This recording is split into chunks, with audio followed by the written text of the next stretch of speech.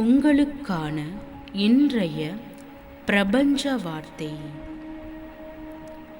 நமது மனதிற்குள் தோன்றுகின்ற அலை வடிவ உருவங்களும் அதன் தன்மைகளுமே நினைவுகள் என்கிறோம்.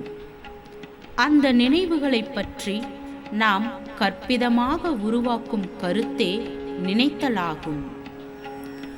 எனது எந்த நினைவாக இருந்தாலும், அதாவது சகிக்க முடியாத ஒருவரின் நினைவு என்று வைத்துக்கொள்வோம். அது நான் தான் என்று புரியாததால் என்னையே நான் திட்டிக் கொள்கிறேன். இதுதான் எதிர்மறையான முரண்பாடு. நேர்மறையான எண்ணங்களையும் நேர்மறையான சிந்தனைகளையும் நேர்மறையான வாழ்க்கை முறைகளையும் வாழும்போது உங்களது வாழ்க்கை மகிழ்ச்சியானதாகவும் செல்வ செழிப்புடனும் நீங்கள் வாழ அது வழிவகுக்கும். வாழ்க வளமுடன்.